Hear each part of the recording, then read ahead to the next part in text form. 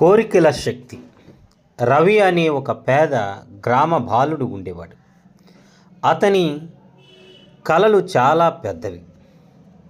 ప్రతి రాత్రి ఆకాశాన్ని చూసి అతను నిశ్శబ్దంగా ఇలా చెప్పేవాడు: విశ్వమా, నేను బాగా చదవాలి, నా తల్లిదండ్రులకు మంచి జీవితం ఇవ్వాలి. రవి దగ్గర డబ్బు లేదు, ఖరీదైన పుస్తకాలు లేవు, మొబైల్ కూడా లేదు. కానీ అతని దగ్గర ఒక అమూల్యమైన సంపద ఉంది: హృదయపూర్వకమైన స్పష్టమైన కోరిక. ప్రతిరోజు తెల్లవారుజామున లేచి తన దగ్గర ఉన్నదానికి హృదయపూర్వకంగా కృతజ్ఞతలు చెబుతూ వీధి దీపం క్రింద కూర్చుని చదువుకునేవాడు. ప్రజలు నవ్వినప్పుడు కూడా రవి మనస్సులో ఇలా అనుకునేవాడు: నా భయం కంటే నా కోరిక చాలా బలమైంది.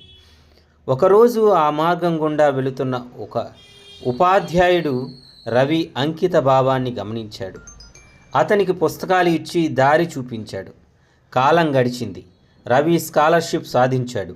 ఏళ్ల తరువాత అతనే ఒక మంచి ఉపాధ్యాయుడయ్యాడు.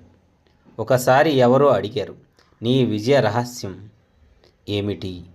రవి చిరునవ్వుతో చెప్పాడు: హృదయం నుంచి పుట్టిన కోరిక ఉంటే విశ్వం మనకు తెలియకుండానే సహకరించటం మొదలుపెడుతుంది. మనుష్యుల రూపంలో, పరిస్థితుల రూపంలో, అవకాశాల రూపంలో. కథ యొక్క సందేశం: కోరిక మనకు దిశ ఇస్తుంది, విశ్వం మనకు శక్తినిస్తుంది. చర్యలు విశ్వం నుంచి సహాయాన్ని ఆకర్షిస్తాయి. కోరిక అనేది కేవలం ఆశ కాదు, జీవితం కోసం ఇచ్చే ఆదేశం.